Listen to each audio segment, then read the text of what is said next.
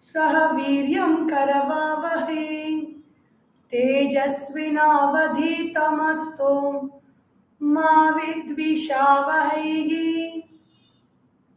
Om Shanti Shanti Shanti.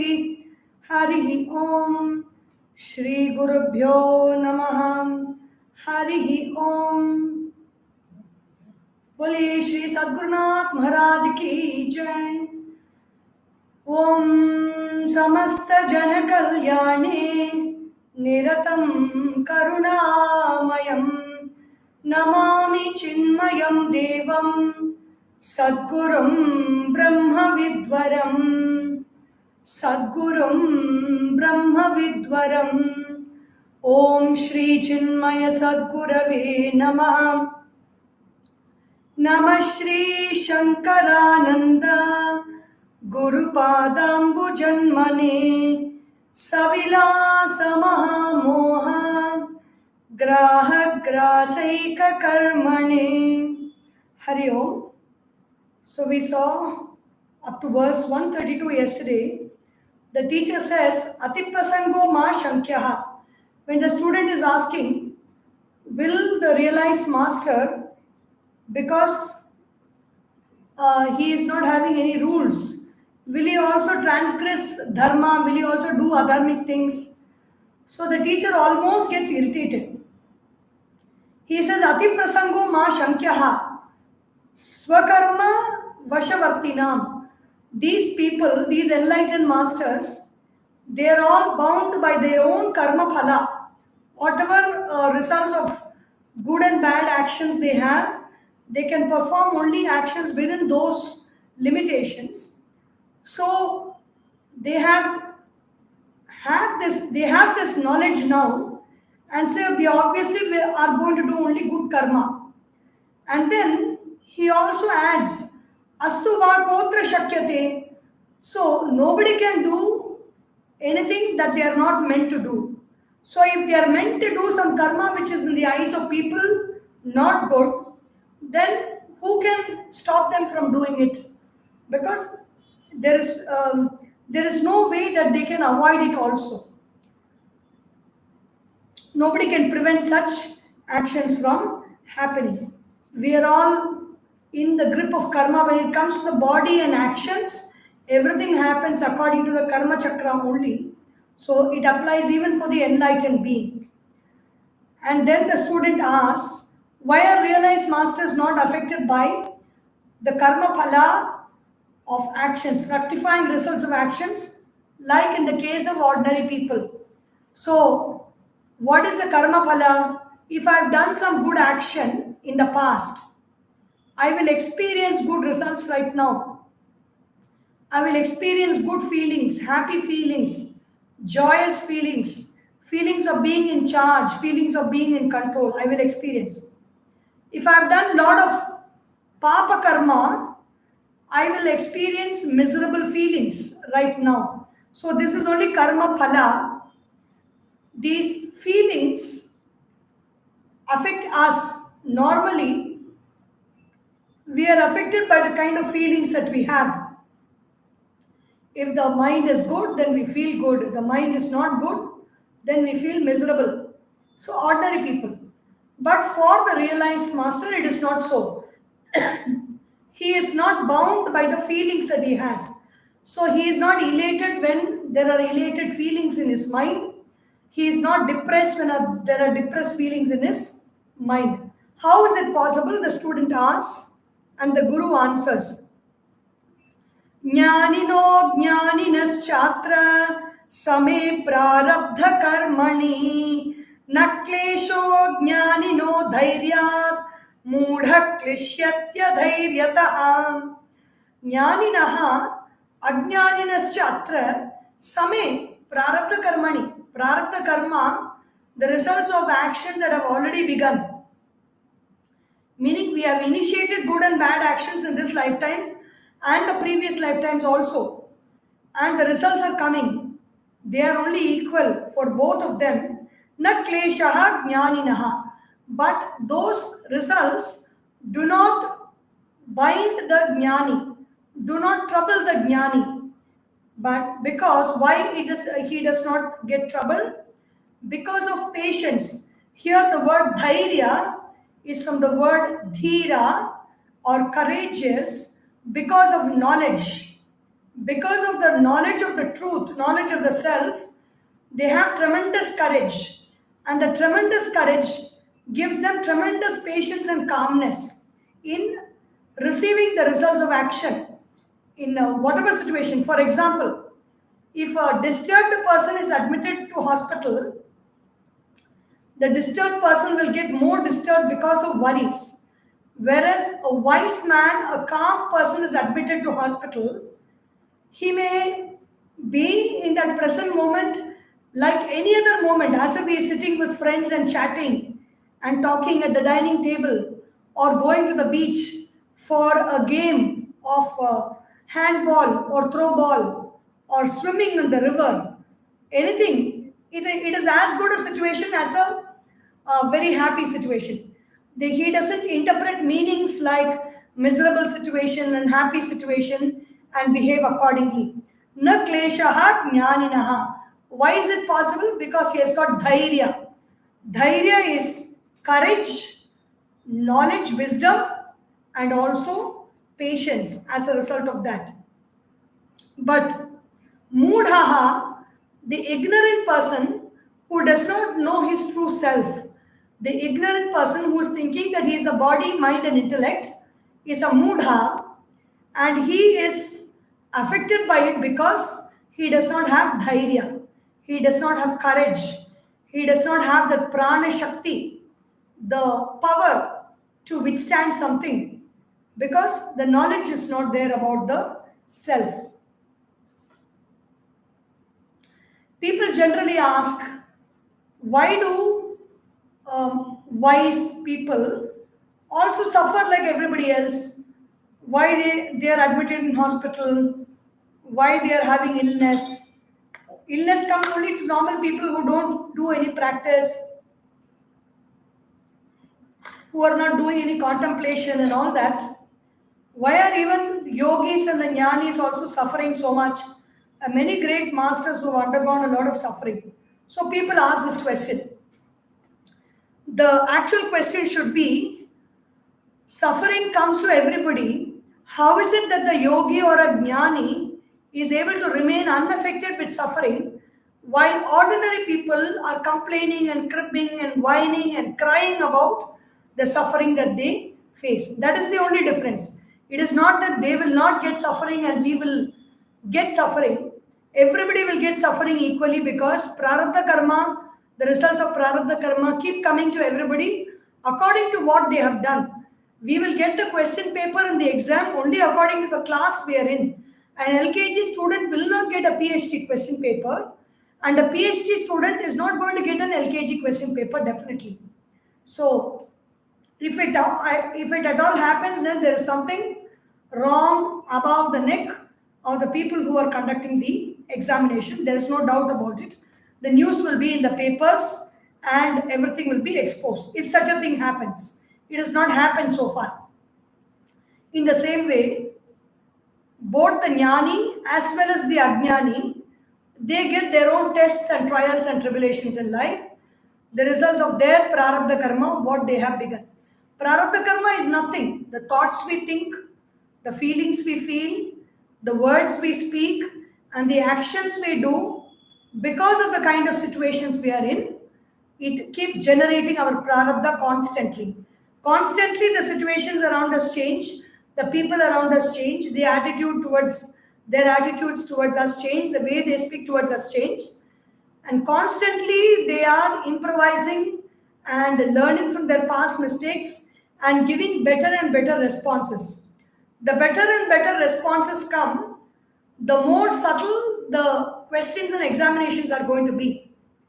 It is not that they are going to cease. The testing and the questioning and the examination will not cease. As long as there is life, that process will continue. A simple example illustrates what was said in this previous verse. What is the example?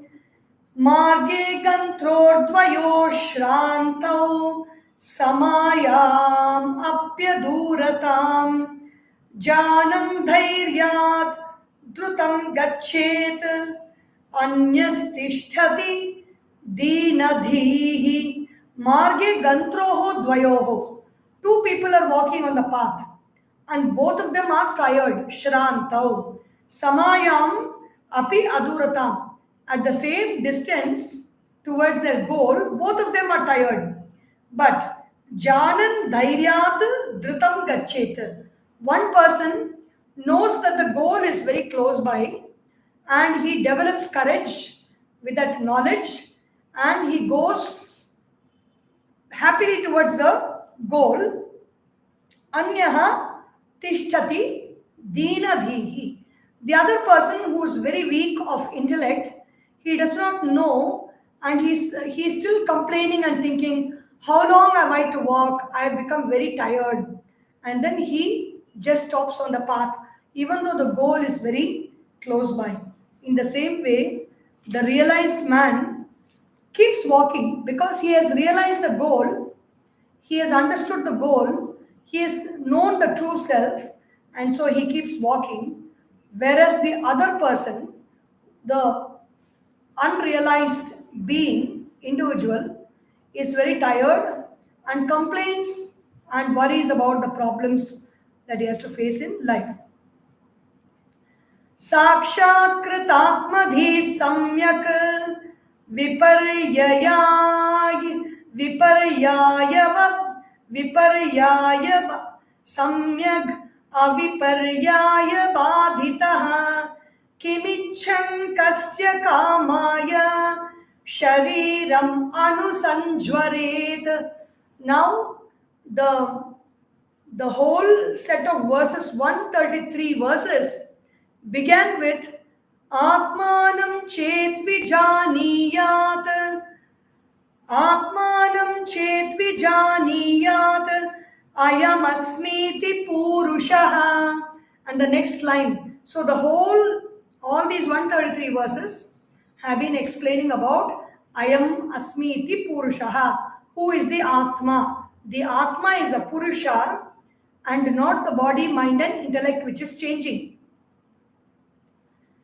The next line, Kimichan kasya kamaya shariram anusanjvaret.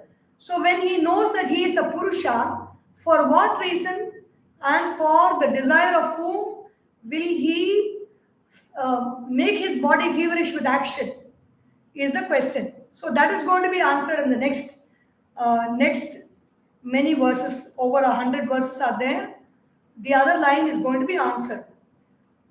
So Sakshat Kritatma Dhihi, the one who has fulfilled the goal of life. What is the goal of life? To realize the self and to understand clearly what is not the self. What is not the self is Vairagya. Vairagya means withdraw from what is not the self and abide in what is the self. That is Viveka. Samyak aviparya baditaha. Samyak, properly, aviparyaya baditaha. The one who is not troubled by erroneous notions. The one who has fulfilled the goal of life is no longer troubled by erroneous notions. So to be stopped troubled by erroneous notions, first we should be stopped being troubled by our feelings, our emotions and our thoughts. And then there is one wrong thought that we have, the thought that I am the body, mind and intellect. And that thought also will trouble us. It can't trouble us if we know the truth. If we know the truth of who I am the consciousness, I am existence, I am knowledge, I am bliss. If I know that, that is like a torchlight. Wherever I go, that light will be shining on all the thoughts and no negative thoughts, no confusing thoughts, no erroneous thoughts will be ever finding their place in my mind. Kimichan, such a person. So if there are no erroneous thoughts in the mind, there is no individual personality also. There is only consciousness. So for what? And the consciousness is everywhere and in everything. In every human being, in every animal, in every living being, there is consciousness in different degrees of manifestation. Kim Ichan, what is that person going to desire? Because everywhere there is consciousness, so everywhere there is a desire, that consciousness will know how to take care of that desire, whether it's a plant or an animal or even an insect or a fly or a bird or a human being. Wherever there is consciousness and a desire crops up for something, that consciousness is capable of handling that desire in that person. So I don't need to really help anybody, or I don't need to do anything in the world, because everything is taking place beautifully. We are not able to realize. We may ask this question, where everything is happening beautifully in this world, because we have gone into ignorance, we are suffering the laws of ignorance in this world. The laws of ignorance will work only like this. Here we are discussing about consciousness, the laws of consciousness. If we live in the laws of consciousness, then everything will happen automatically, beautifully. There are so many people who meditate, who study from the Upanishads, and who do pranayama, who do yoga, who talk very kindly to others, who do dharma in their lives. And if you go and talk to them, they will always say what desire they had and how beautifully they saw everything manifesting and working out for them in their lives. Why is it so? Because of the presence of consciousness. When we do not realize the presence of consciousness, we also deny the presence of consciousness. We think that matter only is real, and then we are suffering from ignorance on top of that. And then we do actions, and especially wrong actions. After that, it will be a cyclic circle of everything will be going as it should not be going. So that is the reason why we are facing trouble in life. If we want to have a happy life, if we want to have a blissful life where everything happens beautifully, then we should turn towards consciousness. There is no other choice. The elaborate discussion on the words Kim Ichan, desiring what, is now being spoken about. Kim Ichan means here the question is what. All this time the question was about who. Now the question is what. Jaganmithyatpadhi bhavat akshiptau kamya kamukau tayor bhave santapaha shamyen nisneha dipavat. Jagan mithyatva dhi bhavat. Now there is an individual with this knowledge. He is looking at the world. Jagan mithya. Looking at the world means experiencing the world in the mind of thought, feelings, and emotions. The world outside is coming to us through our sense organs. The world that we experience is the world in our mind. It is not the world outside, actually. Jagat Mithyatva. This is the Jagat that is spoken about here. Jagat means something that moves. Even in the world, things move, but they don't create a problem for us. This movement in our mind creates problems. Jagat Mithyatva Dhi Bhavat. When the person has the understanding that this experience that I have is illusory in nature, Akshiptau, then that Jagat is falsified, meaning you understand that it is of least importance, because it is that the shloka in the Bhagavad Gita where Bhagavan Shri Krishna tells Arjuna, Matra sparshastu kaunteya shitoshna sukha dukkhadaha agama payino nityaha tam stitikshasva bharata matraha sparshahatu. The tanmatras, the 5 tanmatras of smell, taste, touch, feeling, form, and sound is being contacted by the 5 sense organs with the help of the mind, and the mind is gathering facts and knowing details through the 5 sense organs, and because it is coming in contact, Shita Ushna, you are experiencing heat and cold, Sukha Dukkha, you are experiencing joy and sorrow. And in many other places in the Bhagavad Gita, this is also mentioned. Sukha Dukkha only, Shita Ushna Sukha Dukkha, because of the sense organs. And because the sense organs are, the inputs are being interpreted by the mind, we also come in contact with Mana, Apamana. Mana means being given the feeling of shame. Mana, censure and shame. Mana means to be uplifted in our, like being praised for something, being congratulated or being validated. Mana. Apamana is being devalued, censured, shamed, and all those things. Mana, apamana, shita, ushna, sukha, dukkha. Their agamaha, apayinaha. These thoughts come, these feelings come. Along with the thought, the feeling comes. Along with the thought, the feeling goes. The thoughts and feelings come. Mana, agamaha, apayinaha. They also go away. Tam stitikshasva bharata. So Arjuna, what is it that you have to do? You just have to put up with them for a short while, then they will go away. Tayor abhave santapaha shamyena nisneha deepavat. So Jagan mithyatva dhi bhavanat akshiptau kamya kamukau. The objects of desire, the person does not give importance to all the objects of desire because he knows this world, or this world of experiences of thoughts, feelings, and emotions are fleeting. So if I have a desire for a chocolate cake ice cream, and even if I get it and I eat it, that taste is going to linger for maybe half an hour. The feeling may linger for some 3 hours or even 1 day, and the next day it is going to go away. Sometimes it is as fast as the next hard word that we are going to listen to from somebody through our ears. All our joys will also go away. Tayora, so akshipta. So when the person realizes this and he doesn't desire, tayoho abhave santapaha shamyet. Kamya, the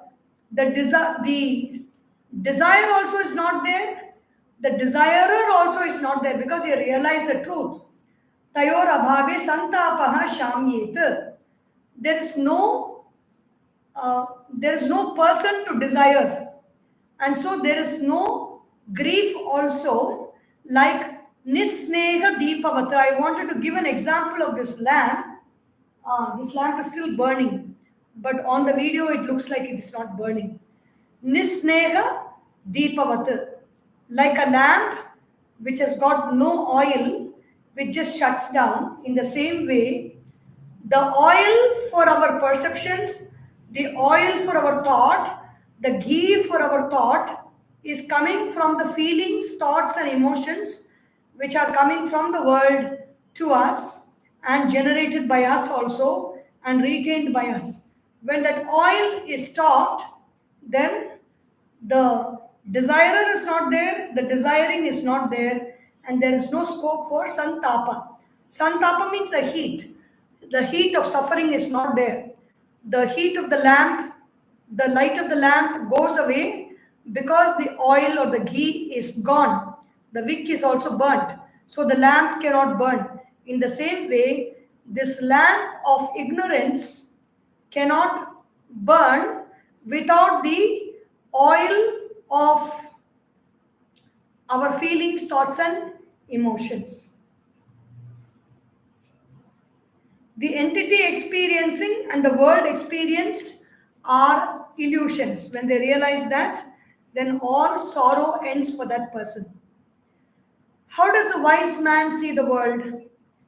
Gandharva pattane kinchin naindra jala jalika nirmite janan kamayate kinto jikasati hasannidam. Gandharva pattane na kinchit aindrajalika nirmite. The wise man who knows the truth, sees this whole world as a Gandharva Patana, or a city in the clouds. Sometimes the cloud formations are so beautiful that these children will play games sometimes. See, hey, see, there's a big mansion. Hey, see, there's a temple. Hey, see, there's a big Shivalinga. And behind that Shivalinga, the sun is also shining. I've seen that once on Pradosham time. I've seen it many, many years ago in 2006 or 7. I've seen that. A beautiful big Shivalinga in the cloud formation, and behind that the sun is shining like a crown around like a prabha around the Shivalinga. So kinchit na indrajalika nirmite. It is not like, as a devotee of Shiva, we may be very happy about seeing that moment, but we know that it has not lasted. That cloud formation has gone. In the same way, all our feelings, thoughts, and emotions are like cloud formations that go away. They are like Indrajala, created by a magician. Janan kamayate kintu jihasati hasannidam. When he knows this, is that person going to desire, if I know that Shivalinga is a temporary phenomenon created by the movement of the clouds and the sunshine present behind, am I going to go and visit that Shivalinga up in the sky, take a flight and go there? Because by the time I do all that phenomenon will move away. So I'm not going to desire for that. In the same way, jihasati, let's go, Hasan. While laughing, the individual who has realized the truth just lets it all go. I am the body thought produces more erroneous thoughts, each with their feelings like clouds, which are illusory formations. I am the body is a predominant erroneous perception. And when we have a predominant belief, from that belief, many thoughts will keep coming all the time. So we cannot control the thoughts, we cannot contain the thoughts, we cannot fight the thoughts, we cannot remove the thoughts, we cannot wipe out the thoughts. We have to remove the core belief. How to remove that core belief? By shining the light of truth on that belief, and the belief vanishes by itself.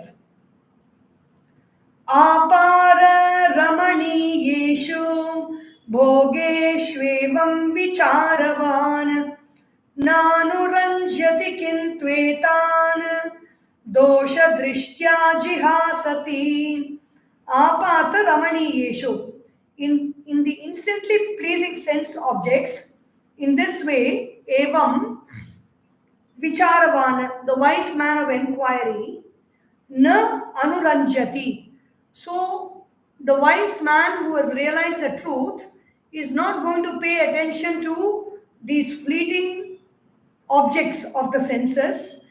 Kintu, instead, etan dosha drishtya, by seeing their limitations, jihasati, gives them up. The wise man constantly sees the limitations of all the objects that come in our life, and then he gives them up. Gives them up means he ceases to attach any importance to them. The wise man, how does he see limitations? The objects only appear to give happiness, but are actually an abode of sorrow. The Bhagavad Gita says, dukkhalayam ashashvatam. Even when we enjoy the object, there are many diseases of the body, mind, and intellect that we get because of the enjoyment. When we don't enjoy the object, even when we get the object, we are always worried that it will go away. And we are worried that some object that we don't enjoy is going to come to us. Everywhere it is only dukkham. Whether it is because of our good actions or bad actions.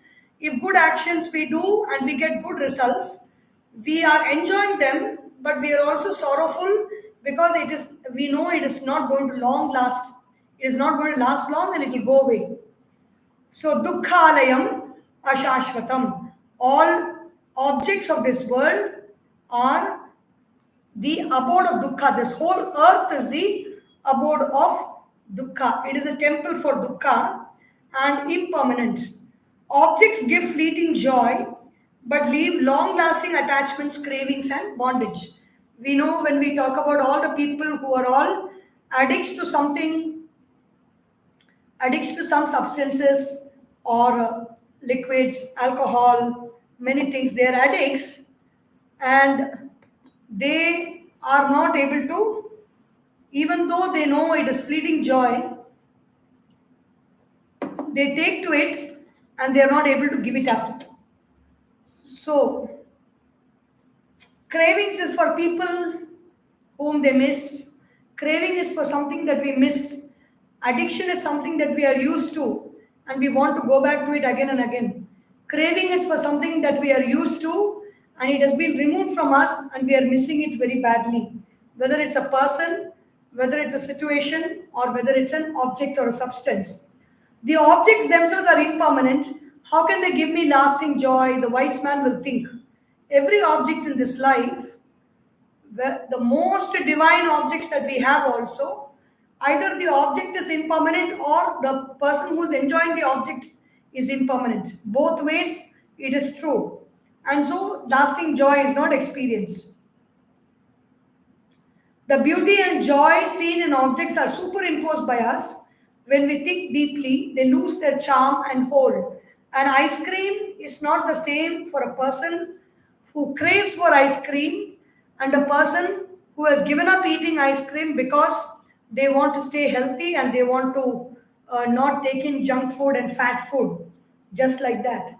So when they see that there is sorrow, the beauty and the joy that we experience in objects, it does not belong to the object, but it is superimposed by our mind. We place the thought of beauty, we place the thought of joy in the object, and we enjoy that object. It is like the self delete in the WhatsApp. You post a message in the group on WhatsApp. You want to delete it for everybody because because you don't want others to see it, but you forget to put delete for all, and you only delete for yourself, and you think that you have deleted it.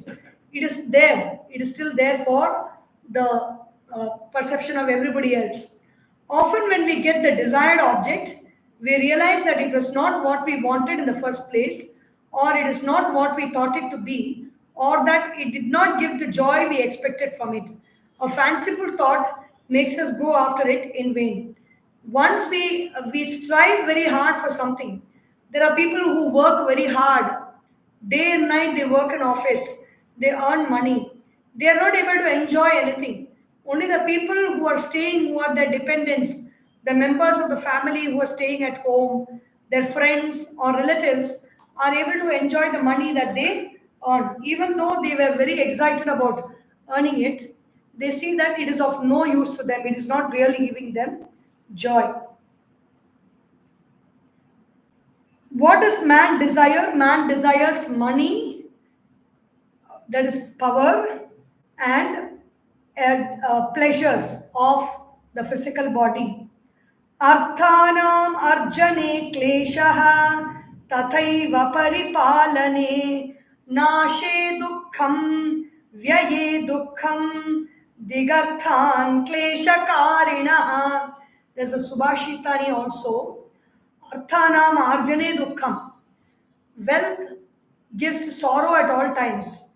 Wealth is very difficult to earn. When we have to earn money also, there is a lot of suffering that's involved.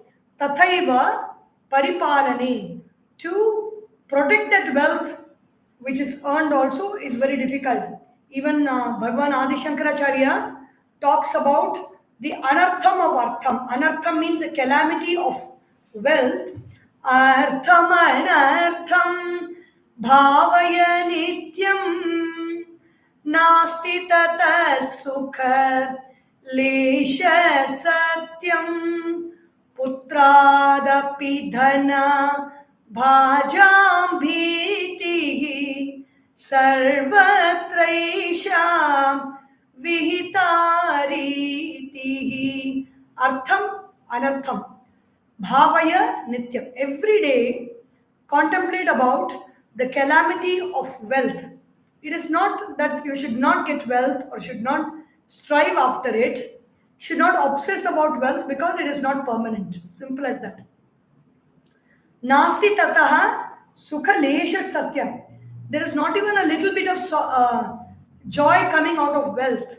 Why? Because the person who has a lot of wealth is also afraid that their wealth will be taken away by their own children.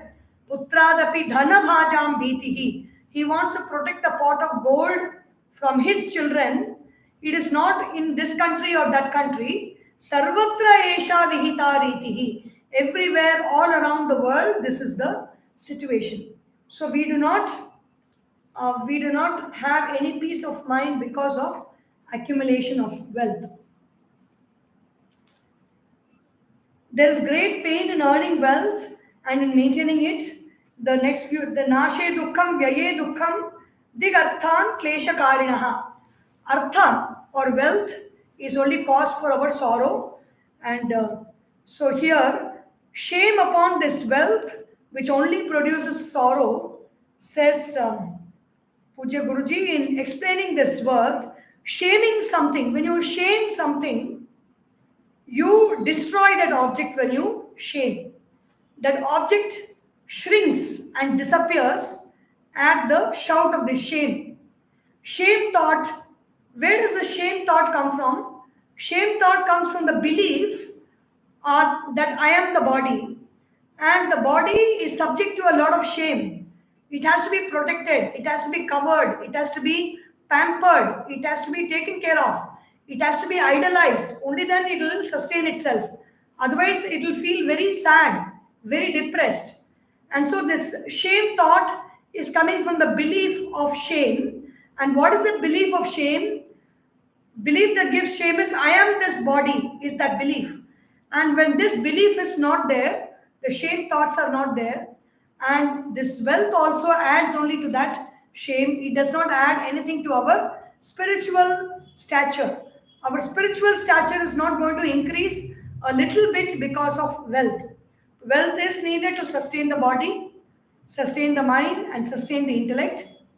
And so we have to have this pratipaksha bhavana, or the opposite thought, dosha drishti, it is called. Dosha drishti means we have to learn to see. Suppose we want to withdraw from something, we have to, like cigarette smoking is injurious to health. And even these addictive games, the advertisements come. This can be an addictive game, so play with care, like that they given announcement. So in that same way, pratipaksha bhavana or dosha drishti should be there. Everything else associated with wealth is stressful and sorrowful. Earning, arjana, we have to put in a lot of effort. Rakshana, we have to take care of the wealth. There's a very beautiful shloka from that called Bhartruhari's Vairagya Shatakam. Bhoge roga bhayam kule chuti bhayam vitte nripalad bhayam. Whenever there is vitta, whenever there is wealth, we are afraid of the nripala. We are afraid of the king. That means the protector of the king's treasury, the income tax department. We are afraid.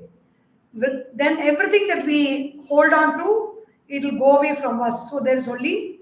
So what is the only thing that we don't need to? Sarvatra vairagyam eva abhayam. Everywhere, when we give up, only then we can be free. Wealth perishes, so it is subject to nasha or impermanence of wealth.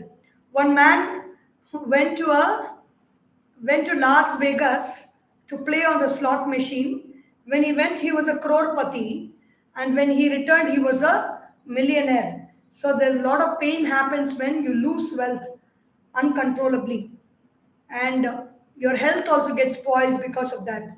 Spending, vyaya. Whenever we have money and we spend it, that money goes away, and it people are, when they take loans, they feel very happy, but when they have to pay back the loans, they don't find it very good, suffering.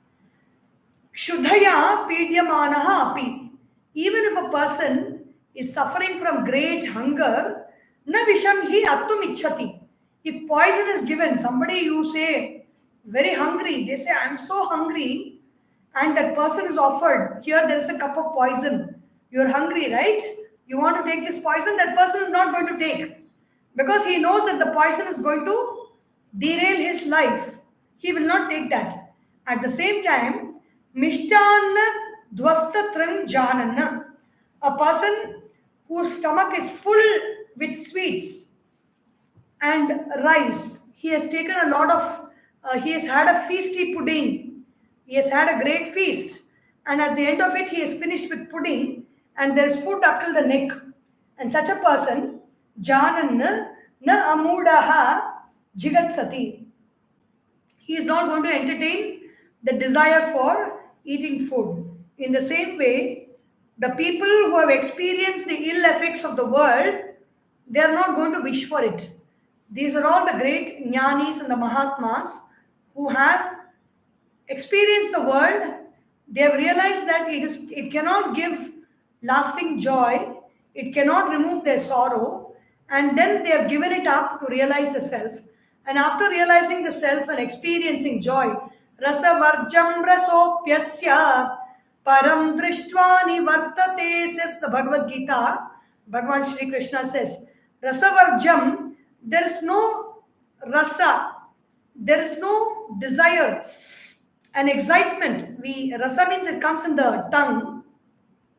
Whenever we think of something that we want to enjoy, we just pull in that air in our tongue. We do Shitali Pranayama, like pulling in air from outside, and a sense of excitement comes. That rasam is not there for any object of the world, for the wise man who has realized the truth and realized that every object of this world is only illusion and it is not going to give lasting joy. So worldly pleasures with all their defects cannot attract him, like poison is not taken by the person even though he is in a state of hunger, or a person whose stomach is full cannot take one morsel of food more even when offered with entreatment and enticement.